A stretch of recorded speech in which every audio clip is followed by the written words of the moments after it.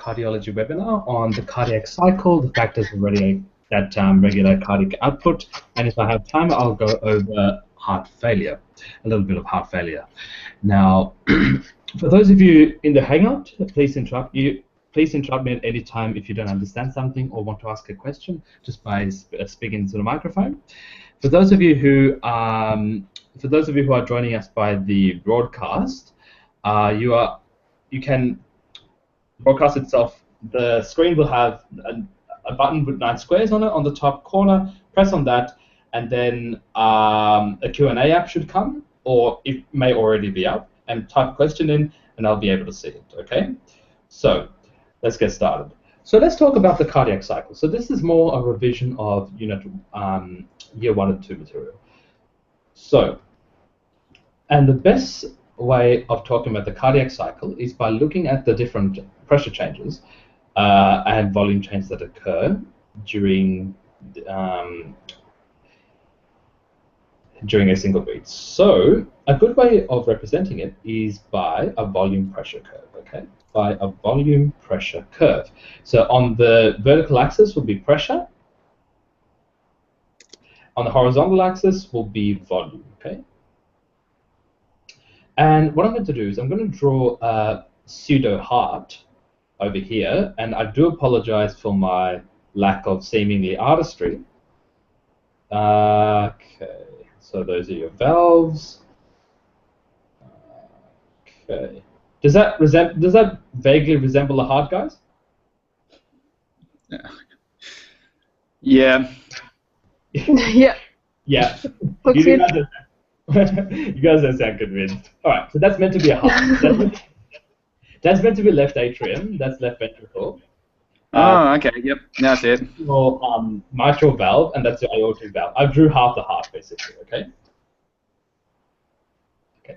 So in the cardiac cycle, okay, I'm going to go through the normal cardiac cycle and then how it can be affected, how the cardiac cycle can change. Okay. So let's start with your volume is about 120 mils, and your left ventricle is filled. Okay. Systole occurs, so your ventricle starts to contract. Okay. When your ventricle starts to contract, what happens to these valves?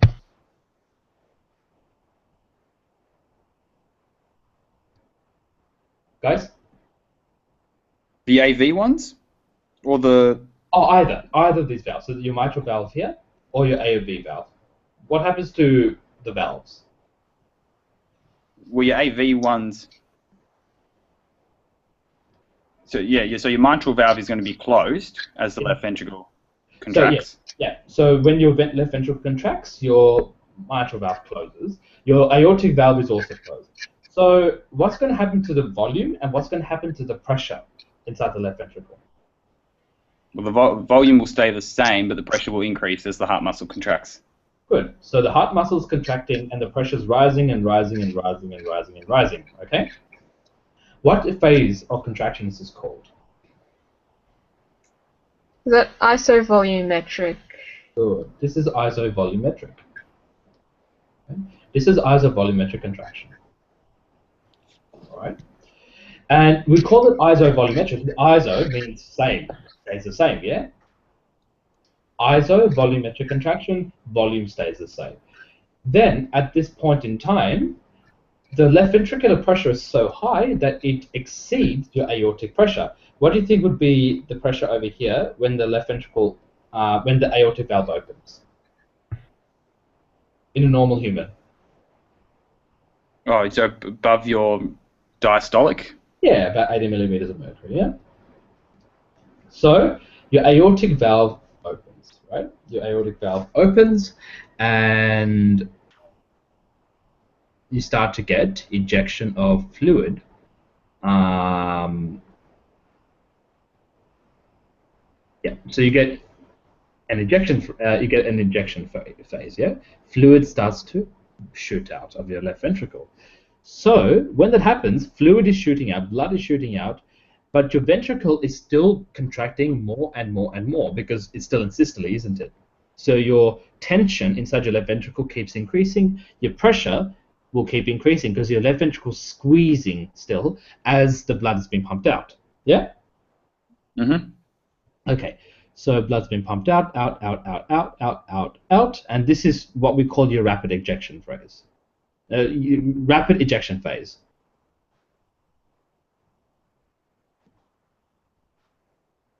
Okay. Now, what happens here is that your ventricle starts to relax on its own, of its own accord, yeah, because ventricular repolarization is occurring, yeah. But still, as the ventricle is relaxing, the pressure inside the left ventricle is still higher than that in the aorta, isn't it? Yep. Until such time that the pressure in the aorta, the pressure inside the left ventricle drops below that of the aorta, and then that's when you get your, what's this called? Isovolumetric relaxation. Isovolumetric relaxation. Good. So this is isovolumetric relaxation. Can you read my handwriting? Yep. Yeah, good. So what happens at this point? What happens to the valves at this point? So here your aortic valve opens, your aortic valve snaps shut. What happens here? So your mitral valve would open again to fill the left ventricle again? Good, rapid filling phase. And as your left ventricle is filling, its pressure is still dropping because the pressure inside the left ventricle is still dropping because the left ventricle continues to relax and relax and relax, yeah? Mm-hmm. Yeah. So you get the rapid filling phase, and then your delayed filling phase, and then your pressure starts to increase a little bit there because your left ventricle, whilst it's still relaxed, when fluid goes into the left ventricle has tension, doesn't it? Because it's a compliant structure, but it still has some sort of resistance, doesn't it? So the pressure inside the left ventricle will increase a little bit, won't it? Yep. Yep. So this is your cardiac cycle, a typical normal cardiac cycle. Simple? Yep. No worries. All right. So now I'm going to show you what preload and afterload does to the cardiac cycle. Okay. What is your understanding of the term preload and afterload?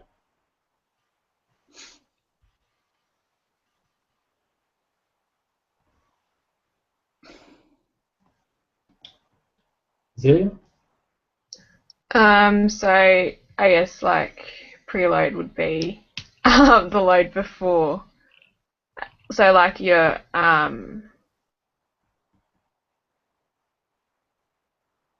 Yeah. sorry, I'm just drawing a mind blank.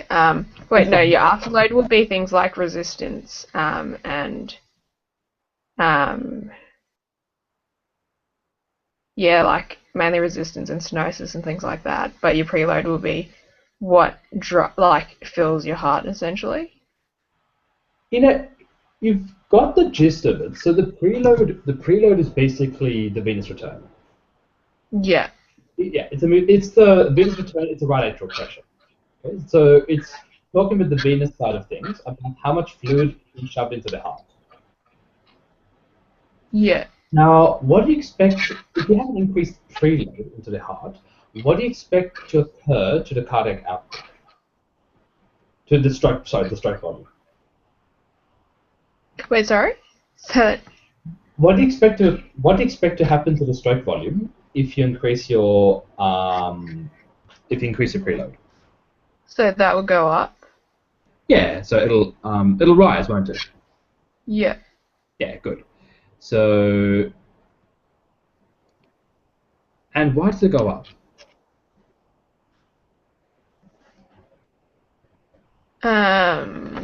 Is that Because the of- Starling law? Yeah.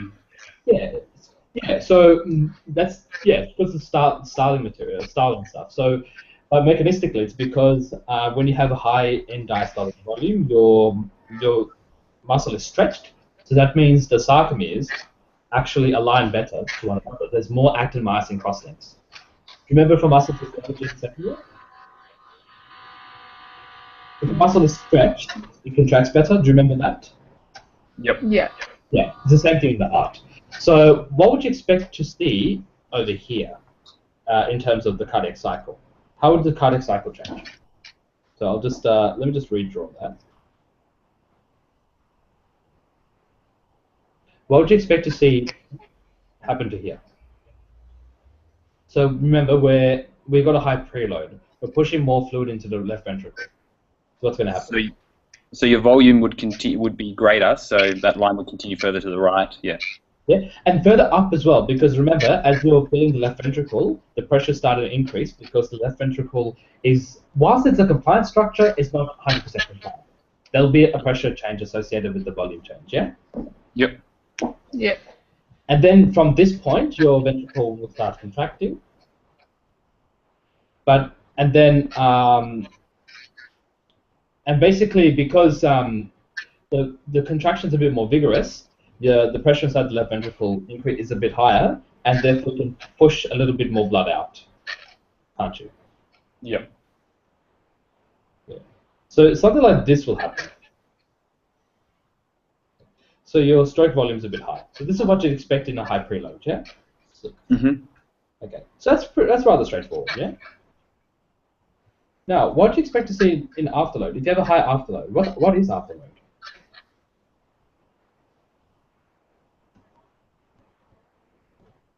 So does that mean there's more fluid more blood in the left ventricle after the contraction sort of ends? So you're talking about no, that's not it. A high afterload.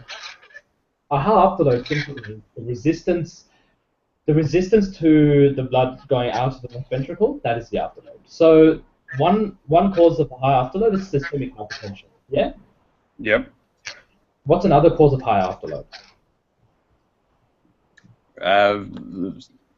Valvular stenosis. Yeah, well, aortic stenosis, yeah, because the aortic valve is part of the resistance, isn't it? So, what would you expect to see here when you have a high afterload?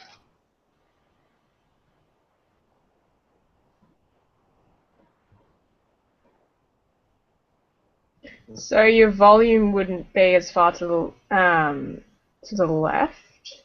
What is that, sorry? So your volume wouldn't like reach as far to the left because you'd still have a higher volume. That's correct. So the reason that happens is, so let's start with this either volumetric contraction. So this line is going up and up and up and up. So what happens here? Well, then wouldn't you need to increase your pressure to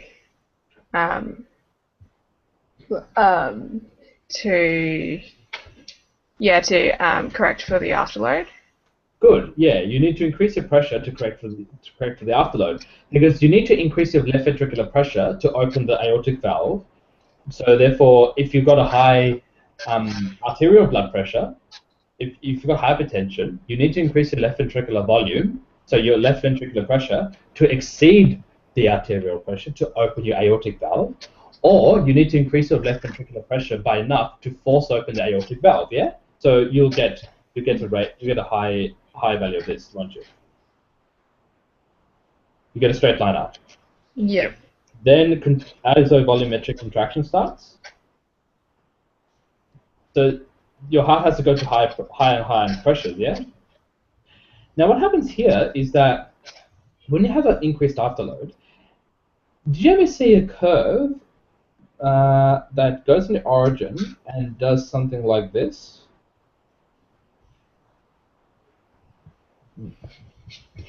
Have you seen that line before in a cardiac cycle curve? Not that I can remember. This is called the end-systolic volume pressure relationship curve. Okay? And what it depicts is the maximum pressure that can be exerted by the heart at a given volume. Okay. Now, do you remember how you said that if the heart has a high preload, so if the heart has a high volume and stretched sarcomeres, at that particular volume, it can generate a very high force and therefore a very high pressure, correct? Yep. So when you have a high afterload, quite often what happens is the heart contracts and contracts and contracts, and then the volume gets small, but the pressure is still pretty high, isn't it? Mm-hmm. So that's the maximum pressure at that volume. So what happens is your cardiac function, your cardiac cycle curve starts to go along this line, doesn't it? Because it can't go there, can it?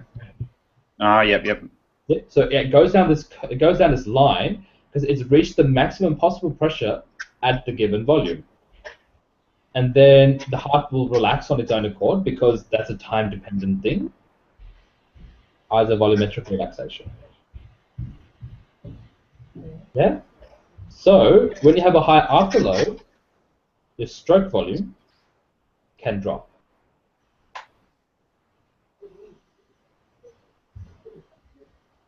Does that make sense? Yeah. Oh, okay, yep. Yeah, so that's the effect of afterload. Now, in order to actually have a normal cardiac output in the presence of a high afterload, so for example hypertension or aortic stenosis, what you need to do is increase the contractility of the heart, don't you? By means of hypertrophy, by means of sympathomimetics, by means of positive inotropes, yeah? What will that do to this profile? If you have a high contractility of the heart, what does it do to this profile? So high afterload. So we've got this curve, high afterload, but then you increase the contractility of the heart.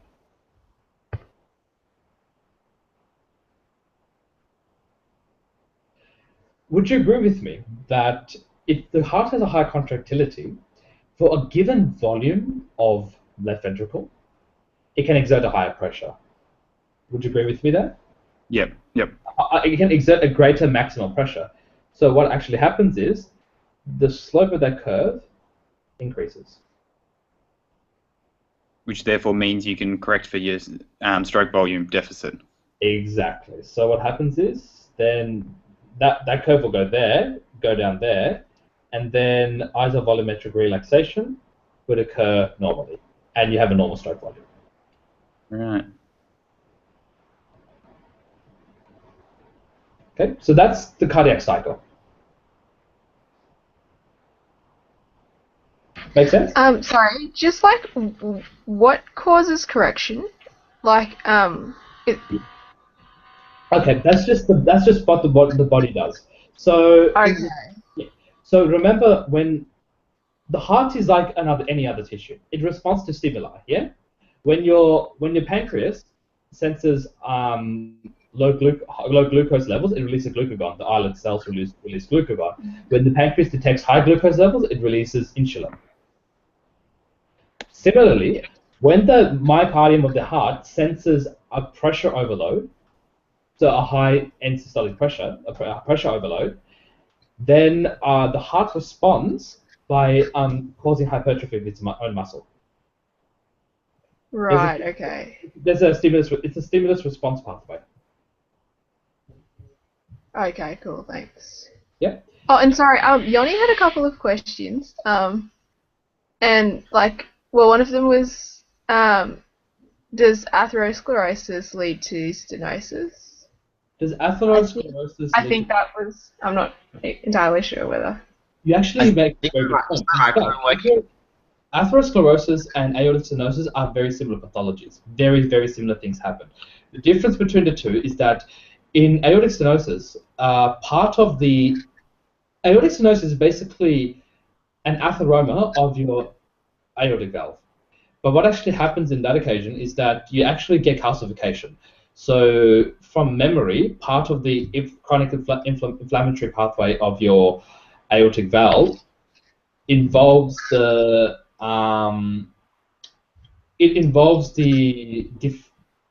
differentiation of some of your cells in there into osteoblasts, and you start laying down bone, you start laying down calcium. So it's a similar pathology to atherosclerosis. Yeah. Is my microphone working? Yours is, whoever that is. Is that Yoni? It's Yoni. I fixed it. Yeah. It's all good. I can hear you. Right. Yeah. Cool. Quick question with that. Hypothetically, if the heart hypertrophies and there's no more increase in afterload, and you've compensated for stroke volume, correct. Is there any problem with that? per se? Yeah, Besides from the other bad things there about hypertension? there can be a problem with it. So this is by increasing the contractility. There's a number of ways in which you can increase the contractility of the heart. Yeah.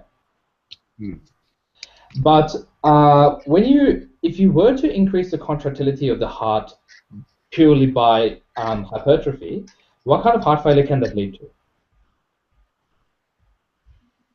Diastolic? Yeah, so heart failure with preserved ejection fraction. So what actually happens there is if you were to increase the contractility of the heart by increasing the slope of that line by means of hypertrophy, what you're doing is, do you remember when we were talking about the cardiac cycle? And so here's your cardiac cycle, your typical cardiac cycle. Let's say this is in a high afterload. And do you remember how there's an upstroke over here? Yep. Because because the heart is not 100% compliant, yeah? Mm-hmm. Because remember, compliance is basically the change of volume of a vessel with respect to pressure. Yeah. So if you were to increase the pressure inside the vessel by a small number, what would be the volume increase? If the vessel's very compliant, the volume would increase a lot. If the vessel's not very compliant, the volume would increase by very much, yeah? Right. Okay. So if hypertrophy is the mechanism by which you increase the contractility of the heart, then the problem is you can correct for stroke volume initially, but what also happens is instead of you having, so I'll just draw two separate lines, instead of you having this sort of change, what will happen is that your pressure would increase, your end diastolic pressure would increase more quickly at a lower volume. Right. Okay. Because the vessel is less. Yeah, so your end diastolic volume is lower because see here, your actually that's a pretty poor depiction. I'm just going to expand this drawing so you can get a better visualization. So okay. So again, so if you were to have hypertrophy, you'd have your regular relaxation of your heart, and then this will happen. Can you see that? Right. As the volume, so this is volume. As the volume of your left ventricle increases, your pressure in the left ventricle rises rapidly because your heart is stiff. It's no longer a rubber band; it becomes a rubber tire. And it no longer has the same capacity as it did before. Exactly, because blood flow is determined by pressure differences. So once your pressure hits here, your left atrial ventricular pressure would be equal to your left atrial pressure. So therefore, your end diastolic volume will be lower. So isovolumetric contraction starts here. Right. That can lead to a low stroke volume. Okay. Does that make sense? Yeah. Yeah. So that's the downside. So yes, hypertrophy does cause an increase in contractility, but it also causes this phenomenon as well, simultaneously, two different phenomena. And that's why it's bad. Okay? Yep, cool. Okay, brilliant. Okay. So we've talked about the cardiac cycle, preload, and afterload. Do you have any other questions before I move on? No. Nope. Brilliant. Okay. Let's talk about the cardiac output and venous return. I'm going to draw a couple of graphs, and I'm pretty sure you will have seen this before. All right. So now, here, this is going to be your cardiac output or your venous return curve. Oh, wait, venous return, not return. Yeah, there we go. And this is going to be your right atrial pressure. Okay? Does this curve look familiar to you? Vaguely, yes. Does that look familiar to you? Yeah. That's your Yeah. That's your Frank Starling curve. As your atrial pressure increases, this is as your preload increases, your cardiac output increases. Yeah. Yeah. And does this look familiar to you?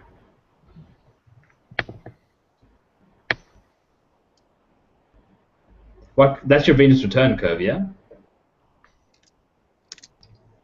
Does this look familiar? Vaguely. Yeah. Yeah. Okay. So Yeah, what do we? this always confused me. Yeah.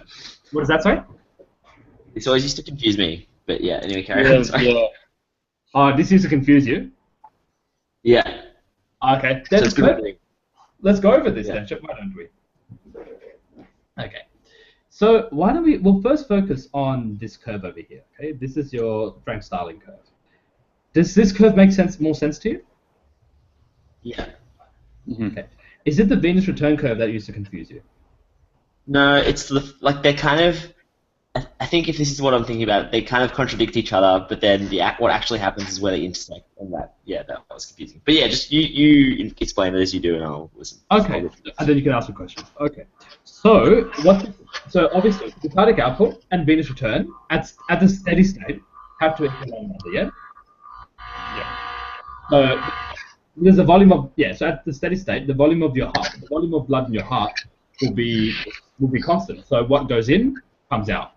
So your cardiac output at a given right atrial pressure. Okay. This curve is used to explain what happens when you perform particular changes. Okay. Can you actually tell me? Actually, let's take that line out. Because yes, this is actually these are Guyton's curves. Guyton is famous for these curves. I wish I was your derivative so I could lie tangent to your curves.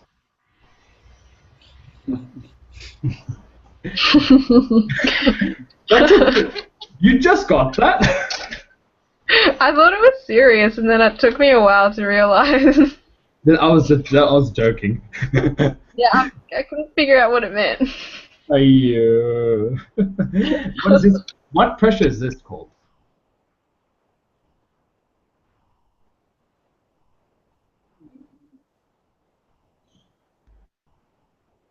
Not sure. Mean systemic filling pressure?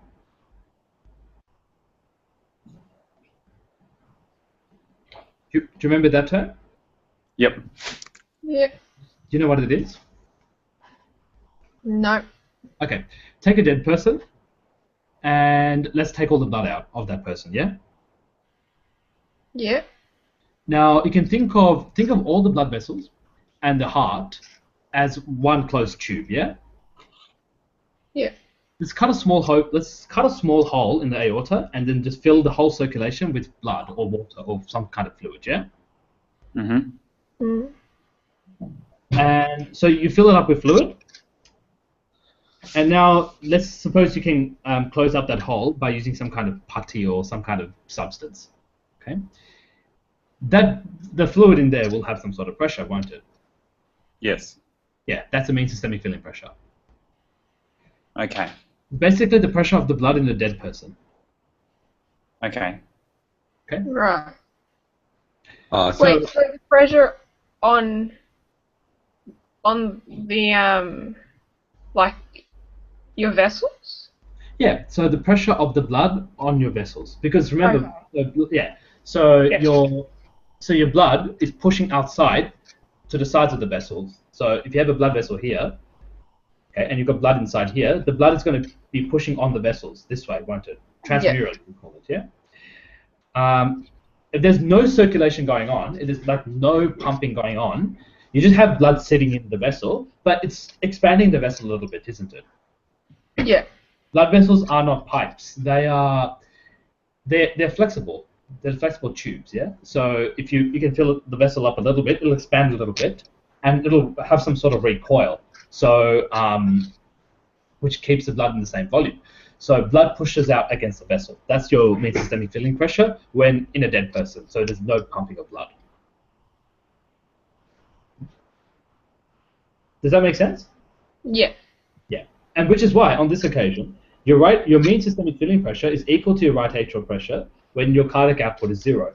because the mean systemic filling pressure is the pressure of your blood in a dead person, whether it is in the aorta, in the vena cava, in your capillaries, or in your right atrium.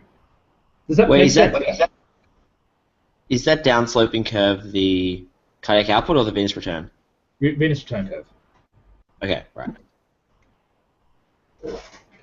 Does that make sense? Yep. Yeah. Okay, no worries. Now, we're going to manipulate these curves by performing doing a few things onto the patient, okay? Now, I'm going to, what I'm going to do is okay, let's do a clinical scenario. You're in the emergency department, you're an intern, and a patient comes in with hypovolemic shock, yeah? He's dehydrated, and his blood pressure is low, the patient's going to shock. Cardiac output is very low. So what you decide to do is, what would you do? How would you get his cardiac output up?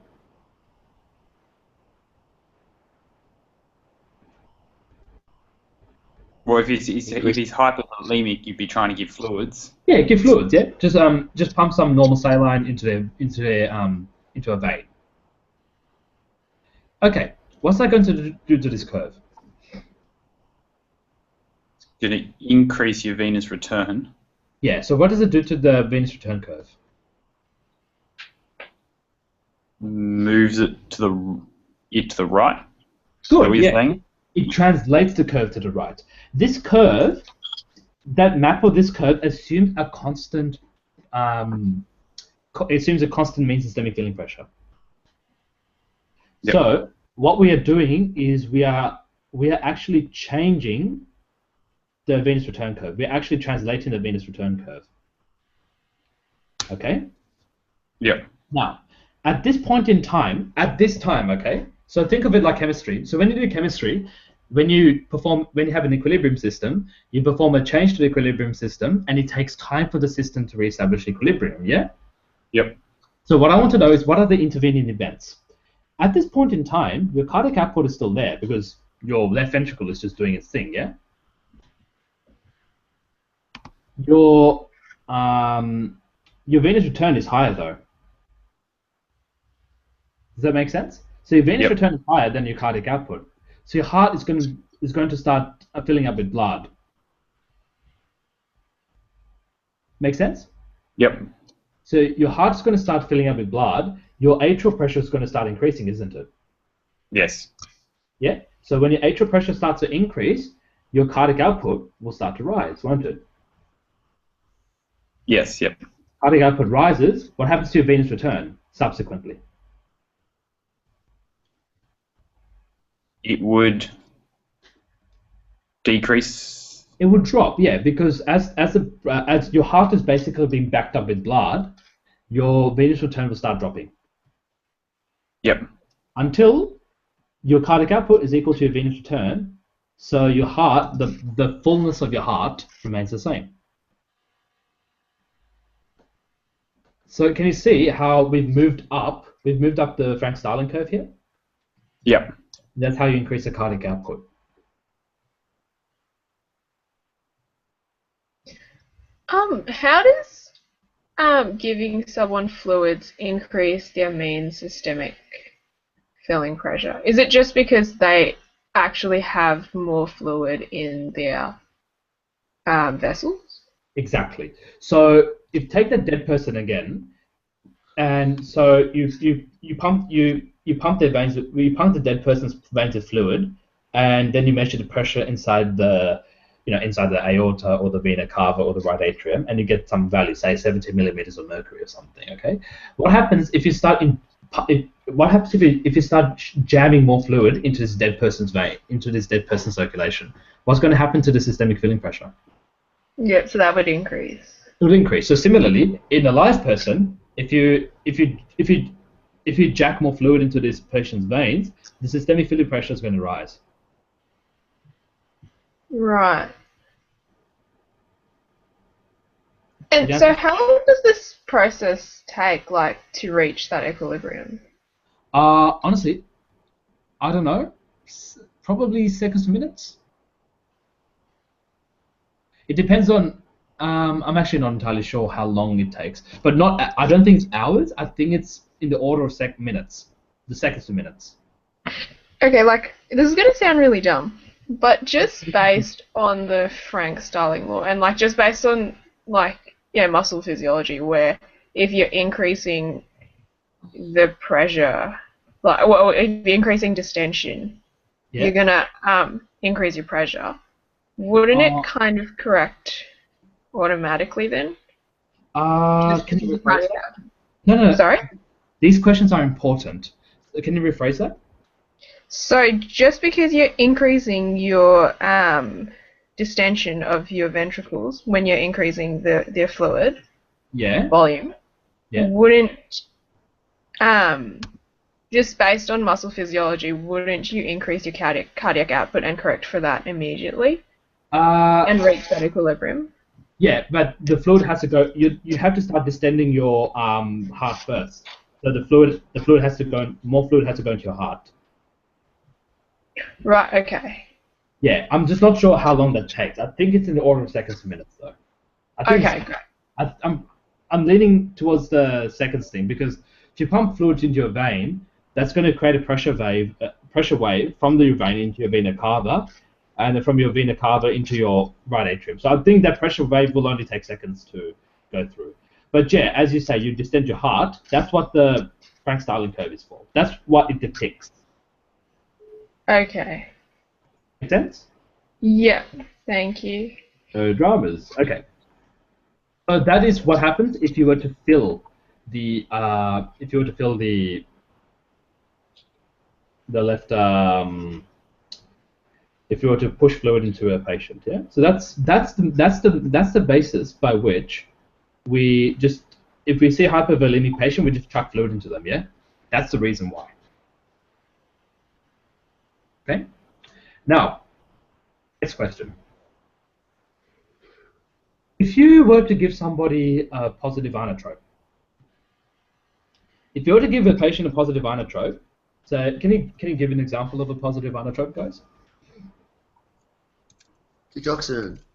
Digoxin, yeah. Digoxin is one. Any others?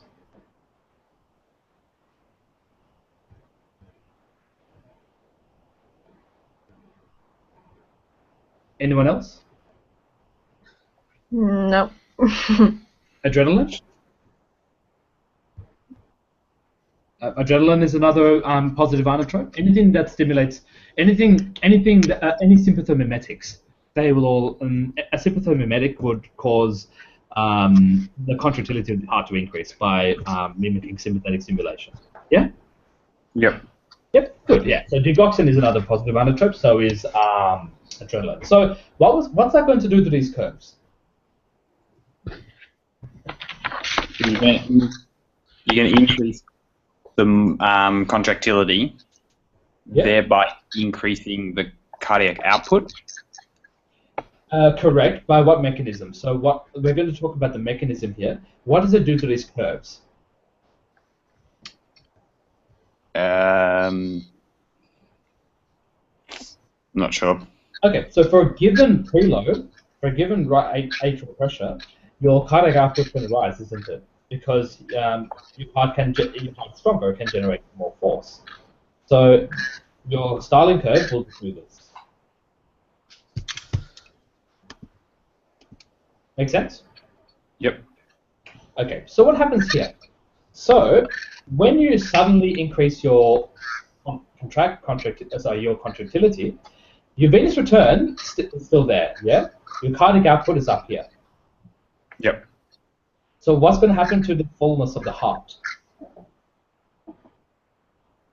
Well, initially it's decreased, but then it would have to increase to match cardiac output. It does decrease, but forget about the second part. It has to increase to match the cardiac output. I'm talking about the fullness of the heart. So how much blood your heart contains.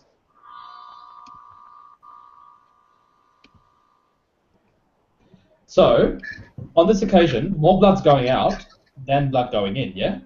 Yeah. This is the blood going in. This is the blood coming out. So your heart will start losing blood. The heart itself, the chambers. Yep. Yeah. So what's going to happen to your cardiac output subsequently? It's going to drop because... Yeah, it'll drop because you're stuck in the heart dry, aren't you? Yeah. Okay. So it drops. Your venous return will start rising because if your heart is being sucked dry, that means more blood can go into your heart. Because if your right atrial pressure is low, that means more blood can be sucked into your right heart. Okay, yep. Yeah. So the point is that your cardiac output increases and subsequently decreases, but the point is your final cardiac output is greater than your initial cardiac output. Initial's here, final's there. Yeah. Does that make sense? Yeah. Zelia, did you understand that? Yeah. Thank you. No worries. Wait, just quickly. So at Sure. first you get a big jump in cardiac output, and then it decreases, but it's a net increase anyway. Correct. That's the idea. But again, this is an artificial situation where you suddenly increase the cardiac output, you suddenly increase the contractility of the heart like instantaneously. You know, in real life that never happens, yeah. Yeah. In real life, it never happens. What happens in real life is that your contractility slowly increases, and your contractility slowly increases. This curve slowly shifts up from time to time, and then that dot will start rising slowly, like that. Hmm. That's what actually happens. Okay, any questions? No. All right. Let me just... Ah, damn, I deleted the venous return code. Okay. So now, I'm going to ask you a couple more questions. So we talked about increasing the contractility of the heart. We've talked about pushing fluid into the system. Now, I'm going to ask another question. Why is it that vasodilatation... Okay, have you heard of high output cardiac failure? I've heard of it. Okay. That's about it. Oh, sure. So you know that for the heart itself, if you were to have a sustained super high preload, that's bad for the heart. You know that, right? Yep. Yep. Yeah. If you have a sustained high preload, it's bad for the heart because the way the heart responds is that it dilates like crazy. It shouldn't be doing that, but it does. That's just the way it's a maladaptive response to a chronically high preload.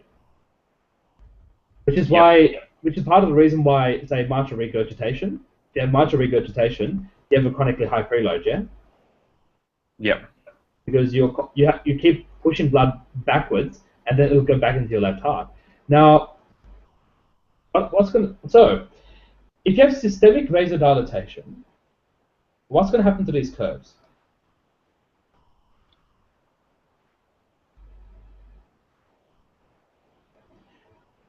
So does that mean you've got more blood sitting in the systemic circulation and not filling the heart? Is that? You would be right if I was talking about venodilatation. Veins are compliance vessels. They're capacitance vessels. Yeah. They more blood. When you talk about vasodilatation, what is it that's actually dilating? What sort of blood vessels are dilating? Arteries. Is it the arteries, arterioles, veins, capillaries? What's actually dilating? Arteriole. Arterioles. Do they contain much blood? Do arterioles No. contain much blood? Not really. Arterioles only contain a very small amount of blood, yeah? So even if they dilate, they don't store more blood. They don't store much more blood because they don't have much capacity anyway. There's more of a pressure thing. What is that, sorry? More of a pressure thing. Oh, I can't hear what you're saying, sorry. Is it more of a pressure issue than a volume issue? Partly, yeah. It's sort of that more blood's being pushed into the venous circulation. So have you seen this curve before? I've seen this equation.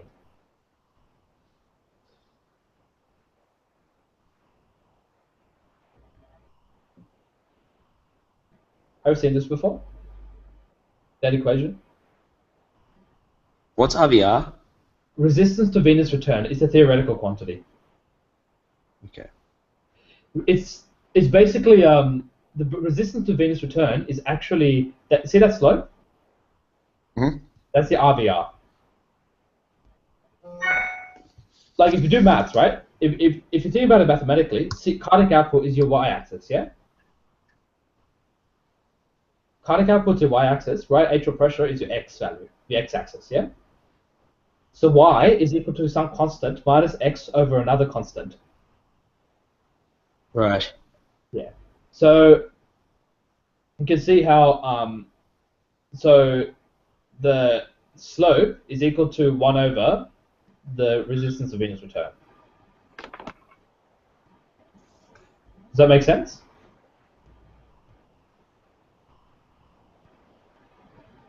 Think about it mathematically.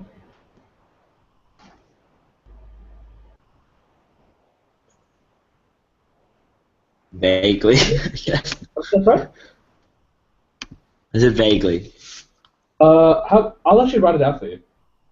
Y is I'll put some random values in. Yeah. Can you think about what that graph would look like?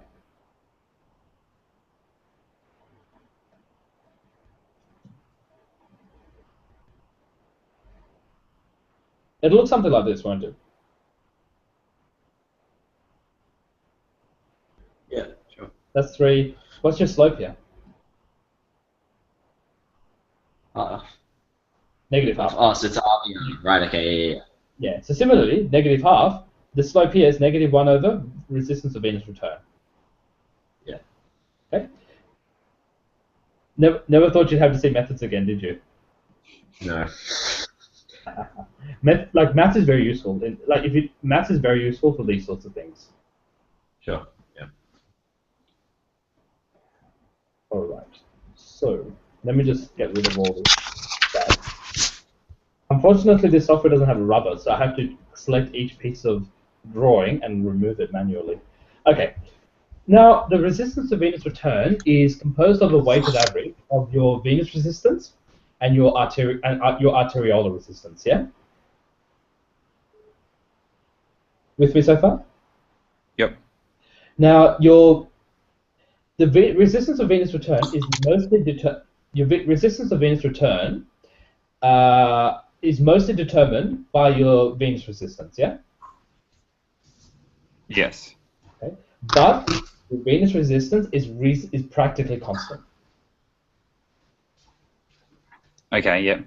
Because even if you dilate or constrict your venous vessels, they're already so large that it has a negligible effect on the resistance. Yep. Okay.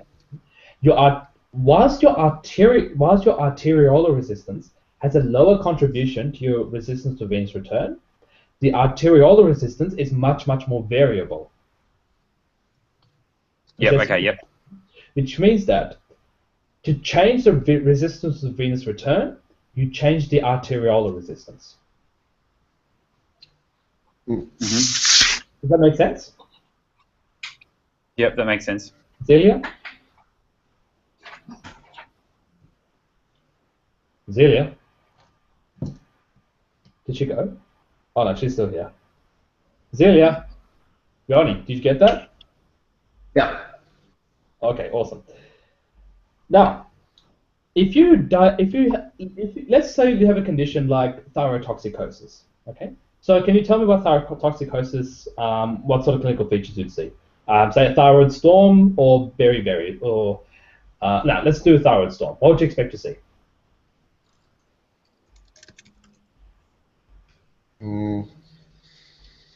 So like high fever.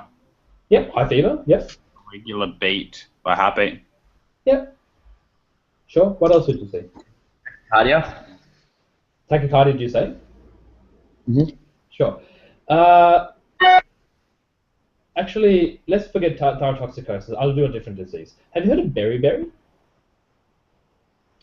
Is that like is that like Hashimoto's but hyper? Which is beriberi. Oh, maybe I'm getting confused. No, that's all right. I changed. So I'm not talking about thyrotoxic. I'm not talking about a thyroid storm. I'm talking about beriberi. Oh, okay. Oh, yeah. What's beriberi?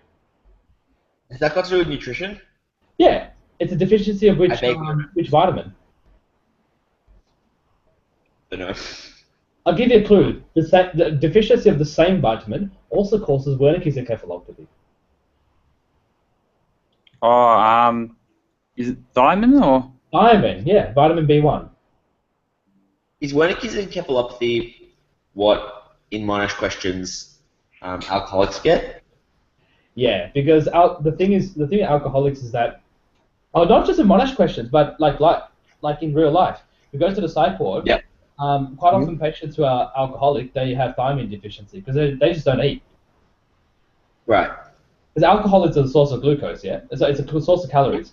So if you were to drink glucose solution for breakfast and for lunch, would you bother eating your vegetables for dinner? No, sure. Exactly. So you get your energy needs, but you don't get your micronutrient needs. So you become vitamin deficient, including thiamine deficiency. And also, from memory, alcohol inhibits the absorption of thiamine as well. Like, the effect of alcohol does that too. So, if you have beriberi, now you know that thiamine is also needed for oxidative the electron transport chain in the metabolism of glucose, yeah? So in fact, one thing you should know is if you're giving somebody glucose because they're hyperglycemic or something, but you suspect that they have a thiamine deficiency, don't give glucose by itself. You have to give it with thiamine. Right. As in, is it dangerous to do that, or is it just useless? It's dangerous. Okay. Because they'll go into hyperglycemia. Because you give them glucose, you don't give them thiamine. If they're thiamine deficient, they can't metabolize the glucose. So the glucose will stay in your blood, and you become hyperglycemic. You get polyuria, and you can get polyuria, polydipsia, etc. Sure. Wait, so what are the mechanisms? Well, sorry, what are the actions of thiamine in general? I can't remember off the top of my head. But they assist with glucose metabolism? Thiamine is a cofactor in one of the electron transport chain reactions that occur. It's a cofactor. So it's required for the function of one of the enzymes in the electron transport chain. Which assists in glucose metabolism? Well, yeah, because glucose is oxidized to form ATP by means of glycolysis, Krebs cycle, and the electron transport chain. Yeah. Right. Okay. If you don't have thiamine, the electron transport chain doesn't work. Okay, and does that have to do with like the neurological problems? I'm not sure. I don't know. Okay, no worries. Thanks. So, if you have beriberi, you're basically, when you have beriberi, you have a high metabolic rate, but you're not producing enough ATP. You're not producing significant amounts of ATP. Yeah? Yeah. Yeah. Which means that you have a high metabolic rate, your tissues aren't producing ATP. What happens to your blood vessels?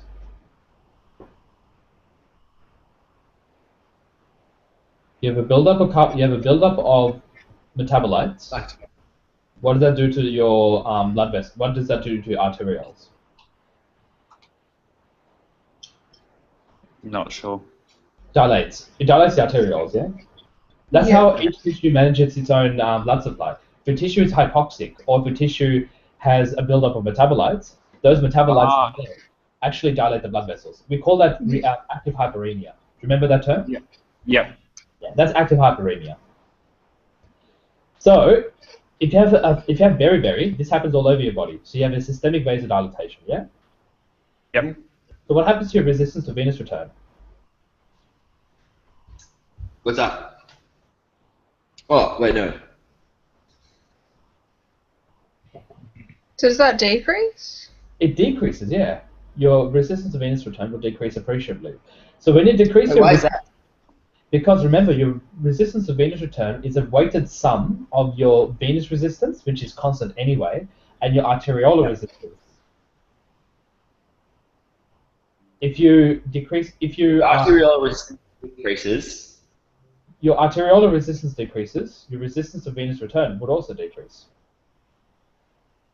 Right. Okay. Make sense? Oh, so yeah. So resistance to venous return also takes into account arterial blood, not just venous blood.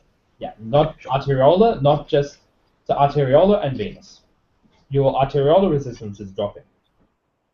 Okay, so it's just correct me if I'm wrong. Is it the resistance from the time that blood leaves the heart to the time it returns? Yeah.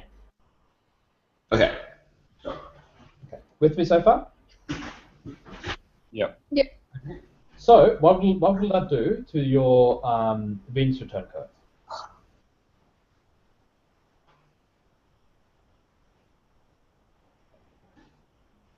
Think about it. So it would give it a smaller curve.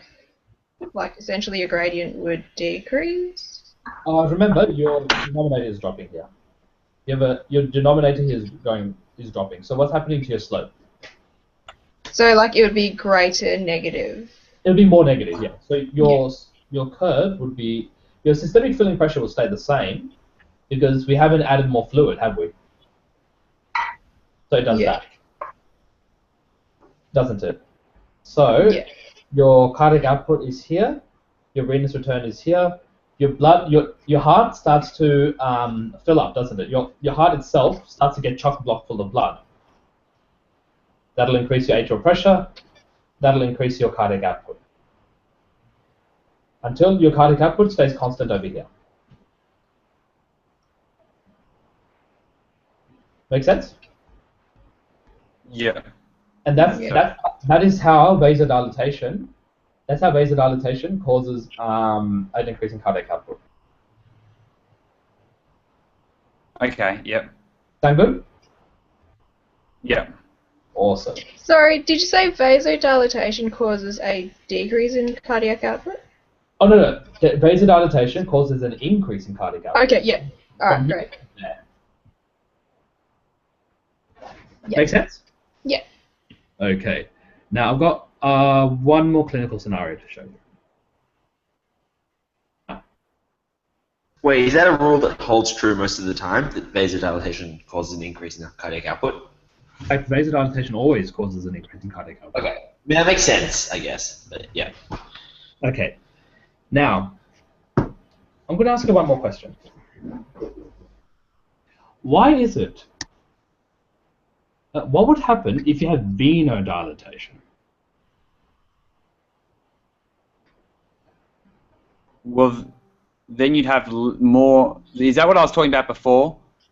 When you've got more blood sitting in your veins. Yes, so that's venodilatation. Okay. So if you have venodilatation, what can happen?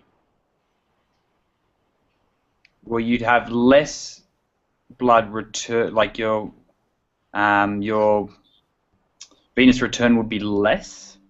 You're right. But why? So what happens to that curve?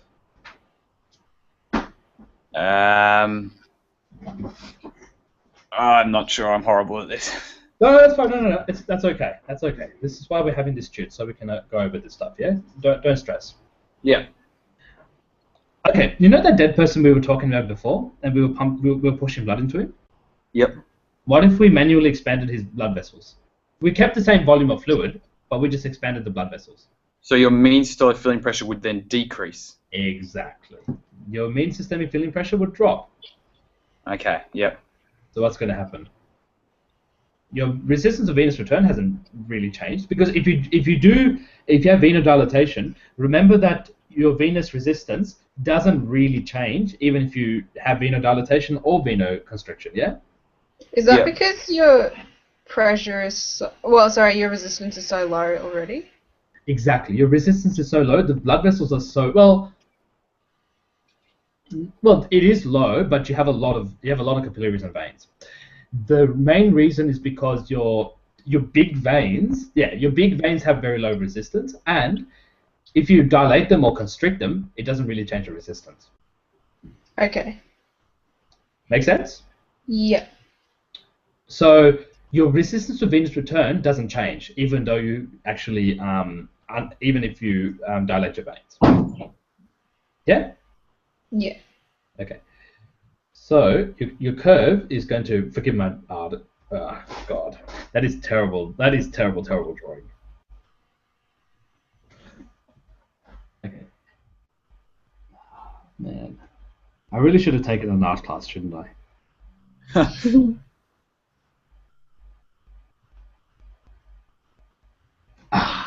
There we go. So you can see what's going to happen there, yeah? So, yeah, James, you're right. Initially, you have a massive drop in venous return, which then corrects itself. Okay, yeah. But still, your venous return and cardiac output drops. So venodilatation can cause a drop in cardiac output.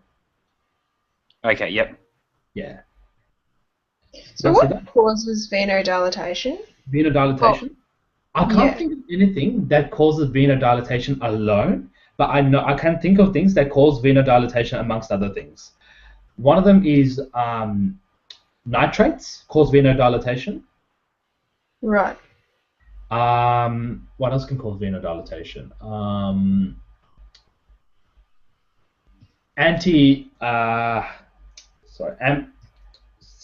Not sympathomimetics.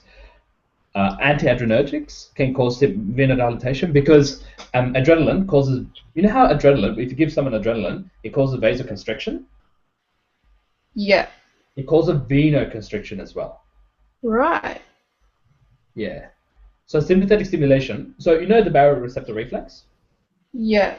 That causes vasoconstriction. That causes an increase in contractility of the heart. It also causes venoconstriction. Right.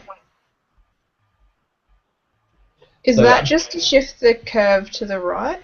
Yeah, exactly. If you do venoconstriction, that's the exact same. That's practically the same thing as pushing fluid into somebody. Yeah. Okay. It's the same thing. The physiology is the same. Yeah. Wait, Make sorry, just with nitrates. Yeah. So that's what you give people when you like in like with angina and things like that, right? Correct. Yeah. Does that work together with decreasing? So like, does the decreasing cardiac output like increase the effects of nitrates in this case, or is it just? They're similar things. Why do you give nitrates? So, well, you give it to vasodilate your coronary arteries, right? Not just your coronary arteries, but also your peripheral arteries as well. Yeah.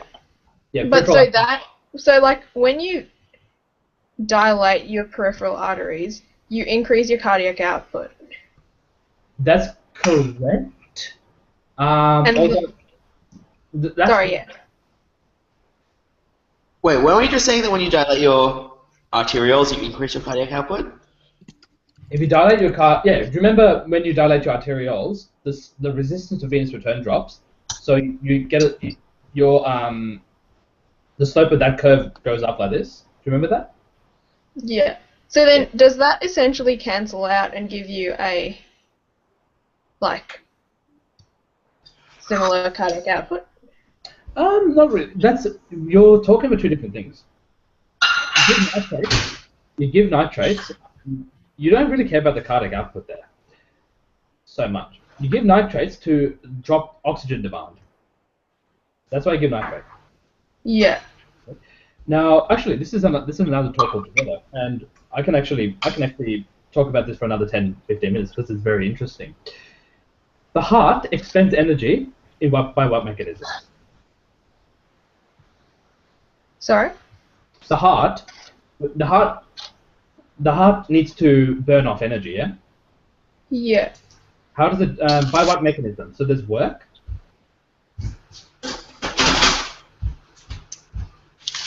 That's the work. That's the work performed by the heart, yeah? Yeah. Someone's cooking dinner, I see. Mhm. And the other one, Yes. the other one's heat. And the heat, that's heat, okay? and I think from memory, it's about 90-something% of energy expended by the heart is in this form. Okay? This is a constant. This is the wall tension in the heart, and this is the time. Yeah. Yeah. Okay. Now, when you give somebody nitrates, you decrease their peripheral vascular resistance. Yeah. Yeah. Okay. What does that mean for the afterload? So that would decrease. Yeah, the afterload will decrease. So what happens to the cardiac cycle thing? Remember, I showed the cardiac cycle. Yeah. So,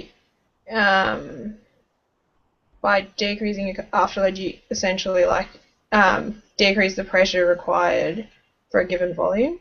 Good. Yeah. Not for a given volume as such, but Well, sorry, for a given volume ejected. Sort of. Yeah. So instead of so when you decrease the peripheral vascular resistance, when you decrease the afterload, then your heart can work at lower pressures, basically. Yeah. Okay? What that means is, you know, the wall tension. The wall tension is related to your blood pressure, isn't it? Your ventricular pressure. Mm. So if you drop your afterload, that value of T is lower. Right. Okay, but when that value of T is lower for a shorter period of time, your energy expended by the heart drops, your myocardial oxygen demand drops. Right. Okay. Which is why we want things that can decrease the afterload. Yeah. Okay. You can increase the cardiac output by dropping afterload, increasing preload, or increasing myocardial contractility. Yeah. Yeah. Which of those ways will maintain cardiac output, a good cardiac output, whilst lowering oxygen demand? In other words, what makes the heart more efficient? So essentially decreasing afterload. Exactly. So that's what we try to do with nitrates. We maintain cardiac output. Whilst dropping the demand on the heart, the oxygen demand of the heart. Right. Okay. So that's a separate thing altogether. Nitrates, by extension, also happen to cause venodilatation as well. Yeah. No, I was just wondering, would that be counterproductive in that case? Because you're worried that it might drop the cardiac output a little bit. Yeah. That can happen, yes. The cardiac output might drop, but remember, your peripheral tissues. Firstly, your peripheral tissues have also vasodilated. Remember. Yeah. So your venodilatation will, to an extent, cancel out the effect of the systemic vasodilatation of your tissues. You're correct. Okay, but your vasodilation is more has a higher kind of power than your venodilation. It doesn't matter whether your vasodilation has a higher power, because if they're the same, your cardiac output won't change. If they have the same effect on cardiac output, your cardiac output won't change significantly. Yeah. Okay. Yeah. But the important thing is that you have vasodilatation, and that means you have a lower afterload. Your afterload is lower, your oxygen demand is lower. We are talking ischemic heart disease. This is ischemic heart disease, not heart failure. Yeah. Okay. We're not talking about the inability of the heart to pump. We are talking about the heart requiring too much oxygen. Yeah. Yeah. Okay. Make sense? Yep. Brilliant. No worries, man. This is fun. Teaching is so fun. Any questions? No. No, talk. Where did James go? I don't know. He said he had to leave. Oh, he had to leave. Okay, fair enough. Alrighty. Do you have any more questions for me? No, I don't. Yanni? Yanni? Oh, yeah, no, all good. All good? No worries. Mm-hmm. Did you get much out of this webinar? Yeah, it was good. Brilliant. Yeah. So, when the buyer comes round, you'll be set. Easy. Thanks, man. No worries, man. Thank you. Yeah. So, we'll see what the next webinar is. any particular topics you wanted me to go over in the next webinar? I'm going to expand to just medicine in general, so it doesn't have to be cardiology. Any other systems you wanted me to do? Ooh. Like everything? Yeah.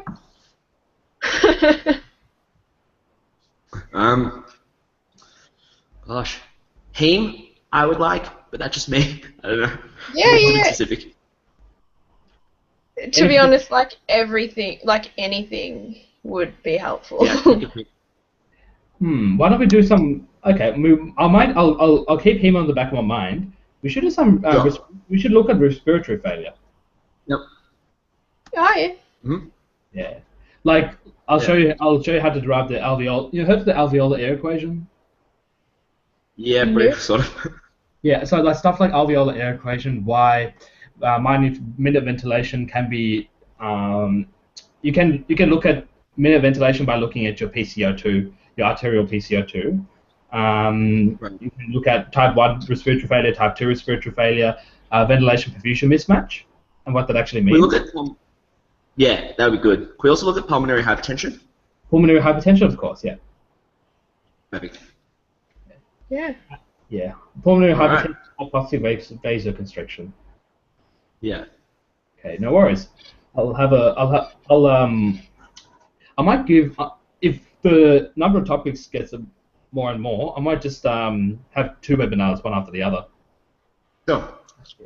Yeah, that'd be great. Alrighty. So anyway, yeah. So I hope that you guys got a lot out of this webinar. I would like to see you over here the next next week, next Saturday. So anyway, we'll leave it there. Thank you and good night.